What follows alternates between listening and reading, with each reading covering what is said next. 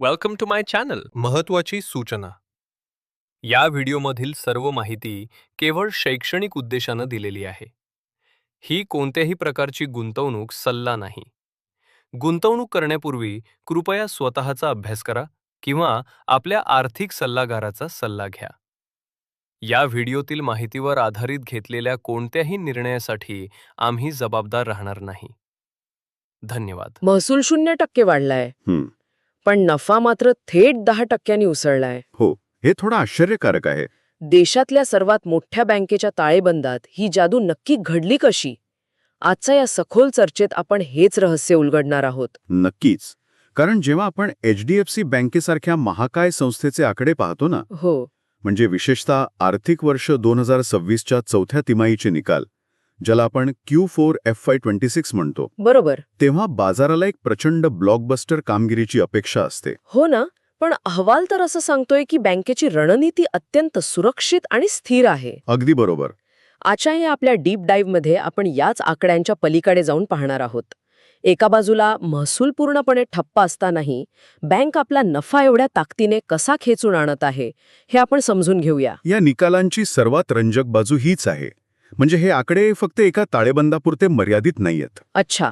मग ते आणखी काय दर्शवतात? ते सध्याच्या बँकिंग क्षेत्रातील एका मोठ्या स्थित्यांतराचं निदर्शक आहेत. जेव्हा एवढ्या मोठ्या प्रमाणावर व्यवसाय करणारी संस्था आपला टॉपलाईन वाढवण्यापेक्षा म्हणजेच महसूल वाढवण्यापेक्षा बॉटम लाईन म्हणजेच नफा वाढवण्यावर लक्ष केंद्रित करते, तेव्हा तिथे ऑपरेशनल पातळीवर काहीतरी अतिशय धोरणात्मक बदल घडत असतो. बर. आपण आज याच बदलांची आणि त्या मागील रणनीतीची सविस्तर चिरफाड करणार आहोत. या पूर्ण अहवालात मला ज्या गोष्टीने सर्वात जास्त विचार करायला लावला ना, तो म्हणजे महसूल आणि नफा यातील प्रचंड विरोधाभास. हो, तो विरोधाभास खूपच ठळक आहे. हो ना, म्हणजे मी आकडे पाहत होते.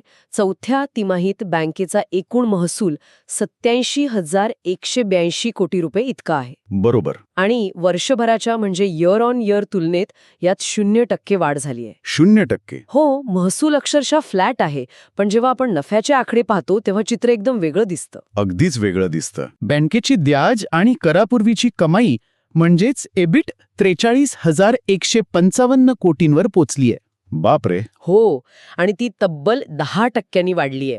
निव्वळ नफा 21,074 कोटी रुपये आहे, ज्यात 8% वाढ आहे. आणि प्रतिशेअर कमाई किंवा EPS 13.22 रुपयांवर गेलाय, जो 7% वाढलाय. म्हणजे मागील तिमाहीशी तुलना केली तरी वाढ दिसतेच. हो, अगदीच. मागील तिमाहीशी तुलना केली तरी महसूल 87,067 कोटींवरून 87,182 कोटींपर्यंत अगदी किंचित वाढलाय. बरोबर. पण नफा मात्र 20,691 कोटींवरून 21,074 कोटींवर गेलाय. हे मला अगदी एखाद्या हॉटेलसारखं वाटतंय.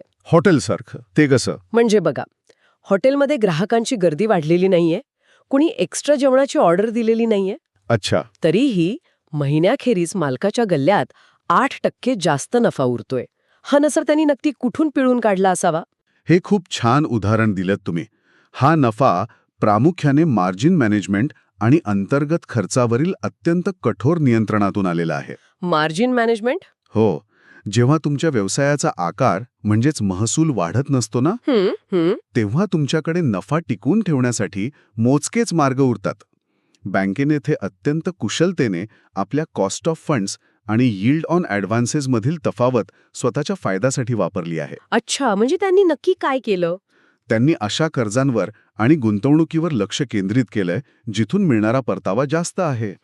त्याचबरोबर जो पैसा ते बाजारातून किंवा ठेवीदारांकडून उचलत आहेत त्यावरील खर्च आटोक्यात ठेवला आहे. म्हणजे पैसा स्वस्तात उभा करायचा आणि जास्त परतावा देणाऱ्या ठिकाणी गुंतवायचा. अगदी बरोबर.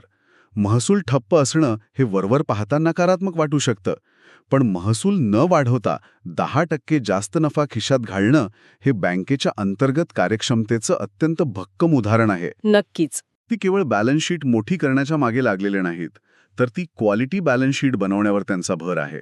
म्हणजे केवळ उलाढाल वाढवण्यापेक्षा होणाऱ्या उलाढालीतून प्रत्येक रुपयामागे जास्तीत जास्त कार्यक्षमता कशी काढता येईल यावर बँक काम करत आहे. हो, हेच त्यांचं मुख्य लक्ष आहे सध्या. आणि या कार्यक्षमतेचा थेट संबंध बँकेच्या मुख्य इंजिनाशी येतो, ते म्हणजे ठेवी आणि कर्जे. बरोबर. या आकडेवरचे आकडे पाहिल्यास महसुलाच्या स्थिरतेचं कारण आणखी स्पष्ट होतं. बँकेच्या ठेवींमध्ये 12.8% वाढ झाली आहे. आणि हे खूप मोठं यश आहे. सध्या बँकिंग क्षेत्रात ठेवी मिळवण्यासाठी जी भयंकर स्पर्धा सुरू आहे ना, हो, सगळेच बँका ठेवींसाठी प्रयत्न करतात. त्यात 12.8% हा आकडा खूपच मजबूत आहे. पण दुसरीकडे कर्जांमधील वाढ 10 ते 12% आसपास आहे आणि एकूण AUM 10% वाढला आहे. हे गणित मला धरणात येणाऱ्या पाण्यासारखे आणि शेतीला सोडल्या जाणाऱ्या पाण्यासारखे वाटतंय. अरे वा, परत एक उत्तम उदाहरण. म्हणजे बँकेकडे लोकांच्या ठेवींचं पाणी भरपूर वेगाने येत आहे. धरण 12.8% वेगाने भरत आहे. बरोबर. पण जेव्हा हे पाणी कर्जाच्या रूपात बाहेर सोडण्याची वेळ येते तेव्हा बँक हात आखडता घेत आहे. ते जाणीवपूर्वक केलं जातंय. विशेषतः विभागीय कामगिरी पाहिल्यास हे स्पष्ट दिसतं.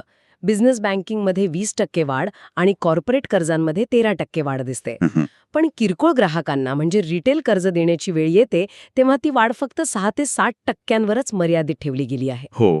बँकेकडे तरलता उपलब्ध असतानाही सर्वसामान्यांना कर्ज देण्याच्या बाबतीत ही संथगती का? याच संथगतीमध्ये बँकेच्या सुरक्षित भविष्याची गुरुखिल्ली दडलेली आहे. कसं काय? रिटेल कर्जांमधील ती 6 ते 60% वाढ ही बँकेची असमर्थता नाहीये.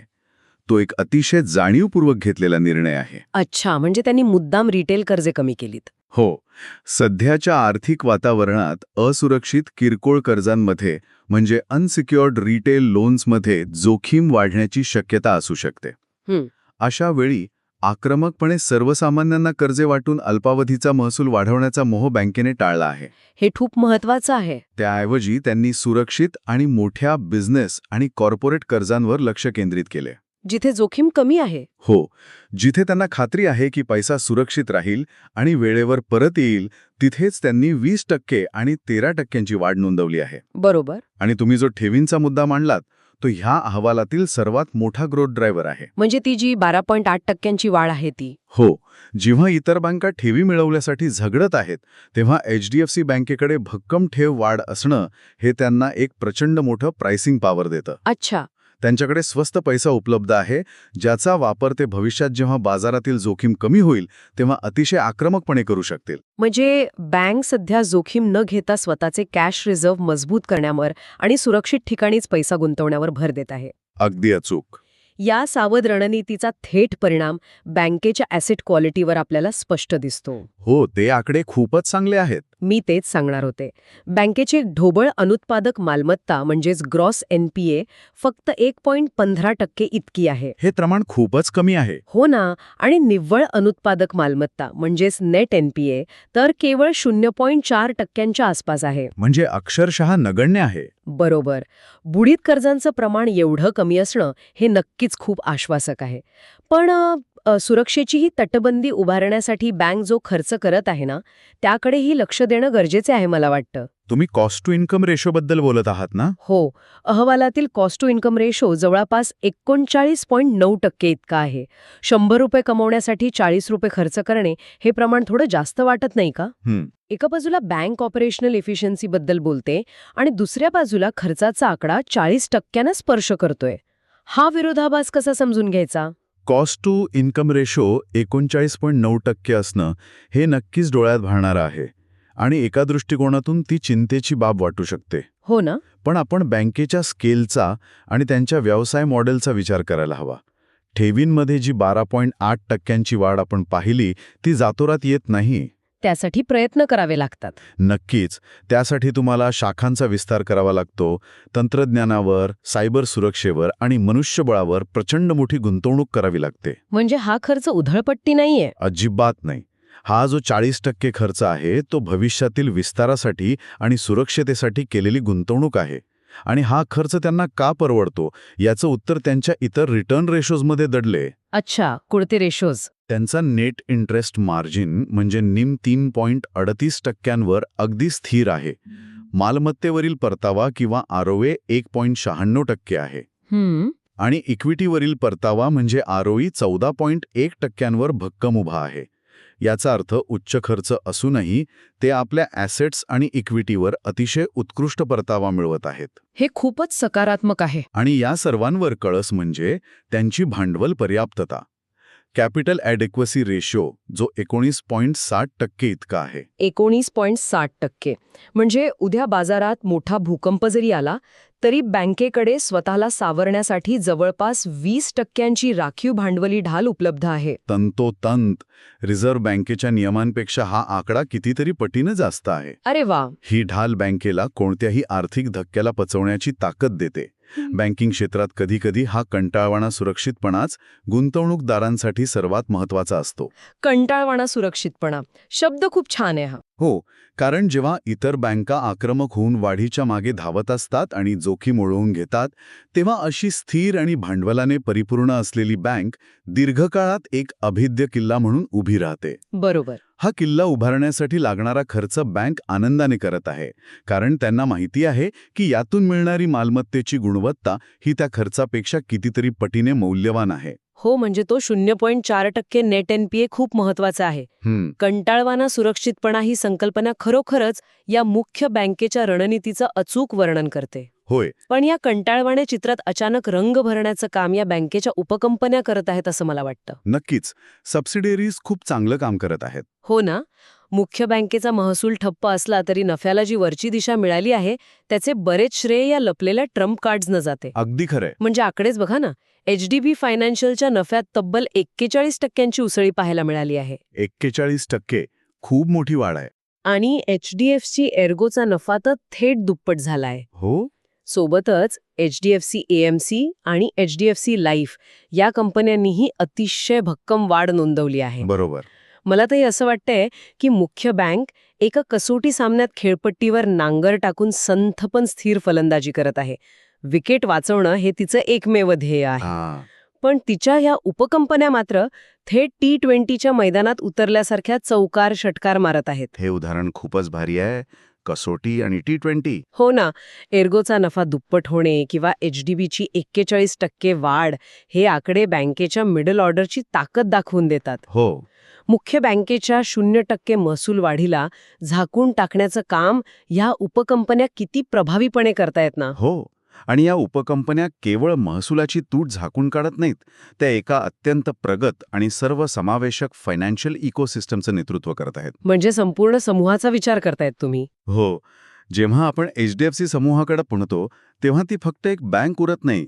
बँकेकडे जो अवढव्य ग्राहक वर्ग आहे ना, त्याचा वापर करून या उपकंपन्या हाय मार्जिन उत्पादने विकत आहेत. हाय मार्जिन उत्पादने म्हणजे विमा आणि म्युच्युअल फंड सारखी? अगदी बरोबर. विमा, म्युच्युअल फंड्स आणि नॉन बँकिंग फायनान्स या व्यवसायांमध्ये नफ्याचं मार्जिन मुख्य बँकिंगच्या कर्जांपेक्षा खूप जास्त असतं. अच्छा. मुख्य बँक ग्राहकांना सिस्टीममध्ये आणते आणि उपकंपन्या त्यांच्याकडून तो उच्च नफा कमावतात. जेव्हा मुख्य बँकेला सुरक्षिततेसाठी स्वतःचा वेग कमी करावा लागतो, जसं त्यांनी रिटेल कर्जांमध्ये केलंय, हो, तेव्हा याच स्ट्रॉंग ग्रोथ ड्रायव्हर्समुळे संपूर्ण समूहाचा नफा वाढता राहतो. ही एकमेकांना पूरक अशी परिसंस्था आहे. कसोटी खेळणारा सलामीवीर आणि आक्रमक मिडल ऑर्डर यांचं हे संतुलनच या ताळेबंदाला 10% नफा वाढीपर्यंत घेऊन गेला आहे. बरोबर. जर ही उपकंपन्यांची फळी नसती ना, तर मुख्य बँकेच्या संथ गतीचा फटका त्यांच्या एकूण आकड्यांवर नक्कीच दिसून आला असता. हे संतुलन खरोखरच खूप विचारपूर्वक डिझाईन केलेलं दिसतंय. आता आपण या सगळ्या सखोल विश्लेषणाचा एक एकत्रित अर्थ काढूया. नक्कीच. महसुलाची स्थिरता, नफ्यातील वाढ, ठेवींचा वेगाने भरणारा साठा, रिटेल कर्जांमधील जाणीवपूर्वक केलेली संथगती, उत्कृष्ट मालमत्ता गुणवत्ता, थोडासा जास्त असलेला खर्च आणि उपकंपन्यांची आक्रमक कामगिरी. या सर्व पुराव्यांच्या आधारे आपण या तिमाहीच्या निकालाचे मूल्यमापन कसे करावे? जर या संपूर्ण निकालाला एका पारड्यात तोललं ना, तर हा निकाल सरासरी ते किंचित मजबूत या श्रेणीत ठेवता येईल. हा कोणताही ब्लॉकबस्टर किंवा रेकॉर्ड ब्रेक करणारा निकाल नक्कीच नाहीये. बरोबर. पण त्यात कोणत्याही प्रकारचा नकारात्मक धक्का देखील नाहीये. ज्या काही चिंतेच्या बाबी आहेत, जसे की महसूल स्थिर असणे किंवा रिटेल कर्ज कमी वाढणे, हो, त्या बँकेच्या कमकुवतपणातून आलेल्या नाहीत, तर त्यांनी स्वतःहून घेतलेल्या सावध पवित्रातून आल्या आहेत. म्हणजे त्यांनी स्वतः तो निर्णय घेतलाय. अगदी.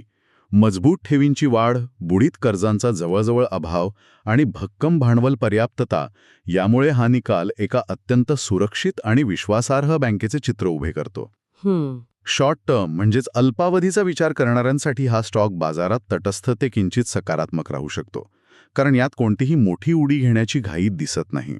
पण ज्यांचा दृष्टिकोन दीर्घकालीन आहे त्यांच्यासाठी ही बँक एक मजबूत कंपाऊंडिंग स्टोरी असू शकते. नक्कीच, कारण पाळाभक्कम आहे आणि जोखीम अत्यंत कमी आहे. पण या सगळ्या विश्लेषणाच्या शेवटी एक गोष्ट माझ्या डोक्यातून जात नाहीये. कोणती गोष्ट? आपण पाहिलं की बँक स्वतःला सुरक्षित ठेवण्यासाठी रिटेल कर्जांची म्हणजेच सर्वसामान्यांना दिल्या जाणाऱ्या कर्जांची वाढ फक्त 6 ते 60% मर्यादित ठेवत आहे. हो. तेव्हा हा फक्त एका बँकेच्या रणनीतीचा भाग नसून एका मोठ्या बदलाचा संकेत तर नाही ना? हा एक अतिशय महत्वाचा विचार आहे. हो ना. जर बँक आक्रमकपणे कर्ज वाटत नाहीये तर याचा अर्थ त्यांना सर्वसामान्यांच्या कर्ज फेडण्याच्या क्षमतेबद्दल शंका आहे का? शक्य आहे. लोकांची खर्च करण्याची ताकद कमी होत असल्याचा अंदाज घेऊन ही महाकाय बँक आधीच बचावात्मक पवित्रा घेते आहे का? हा एक असा प्रश्न आहे जो आपल्याला केवळ या एका बँकेच्या ताळेबंदापुरता मर्यादित ठेवत नाही. बरोबर. तो संपूर्ण अर्थव्यवस्थेला लागू पडतो. अगदी. संपूर्ण अर्थव्यवस्थेच्या सद्यस्थितीबद्दल आणि भविष्यातील दिशेबद्दल नव्याने विचार करायला हा प्रश्न भाग पाडतो. या प्रश्नाचं उत्तर आपल्याला येणाऱ्या काही तिमाहींच्या आकड्यांमध्ये नक्कीच मिळेल. हो, आपल्याला लक्ष ठेवावं लागेल. तोपर्यंत या माहितीवर आणि या घडणाऱ्या बदलांवर नक्की विचार करा. पुन्हा भेटूया अशाच एका नव्या डीप डाईव्हमध्ये. व्हिडिओ आवडला असेल तर लाईक करा आणि अशाच युजफुल व्हिडिओसाठी चॅनलला सबस्क्राईब करायला विसरू नका.